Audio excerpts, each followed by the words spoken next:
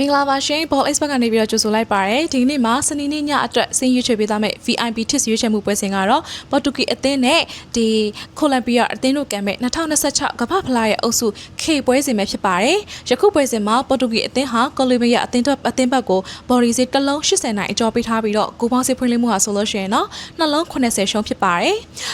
ဥဇဘက်ကစ္စတန်နဲ့ကန်သွားခဲ့တဲ့ပွဲမှာတော့ပေါ်တူဂီအသင်းရဲ့အချိတ်အဆက်နဲ့ကစားပုံကပိုကောင်းလာပါတယ်လက်ရှိမှာတော့ပေါ်တူဂီကစားဟန်ကတိုက်စစ်ကစားပုံကောင်းပေမဲ့တံပြန်တိုက်စစ်မြန်တဲ့အသင်းတွေနဲ့ကြားလို့ရှိရင်တော့ဟာကွက်ကတော့ရှိပါတယ်။ကိုလံဘီယာအသင်းဟာနှစ်ပွဲကစားနှစ်ပွဲနိုင်ထားပြီးတော့၎င်းတို့ရဲ့ခြေစွမ်းကောင်းတာကိုလည်းပြသထားပြီးလည်းဖြစ်ပါတယ်။လက်ရှိမှာတော့ကိုလံဘီယာတိုက်စစ်ကစားပုံကမြန်ပြီးတော့ချိန်ချောက်မှုတွေကိုလည်းလုပ်နိုင်ပါတယ်။ပေါ်တူဂီအသင်းတွေနဲ့ဒီတိုက်စစ်စင်ကစားမှာဖြစ်ပေမဲ့ကိုလံဘီယာတံပြန်တိုက်စစ်ကြောင့်ဂိုးပေးရပွဲလည်းရှိနေပါတယ်။ဒီပွဲမှာတော့ပေါ်တူဂီတိုက်စစ်ဘက်ကိုကိုလံဘီယာထိန်းဖို့ကခက်တယ်လို့မျိုးကိုလံဘီယာရဲ့တံပြန်တိုက်စစ်ကိုလည်းပေါ်တူဂီက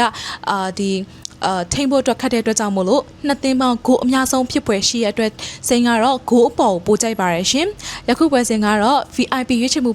ပွဲစဉ်ဖြစ်ပြီးတော့ Premier ရွေးချယ်မှုပွဲစဉ်တွေကိုအခမဲ့ကြည့်ရှုအားပေးခြင်းနဲ့ဆိုလို့ရှိရင်တော့ comment မှာချပေးထားတဲ့ Ball Expert Telegram Channel link ကို join ပြီးတော့အခမဲ့လာရောက်ကြည့်ရှုအားပေးနိုင်ပါရရှင်ကျေးဇူးတင်ပါတယ်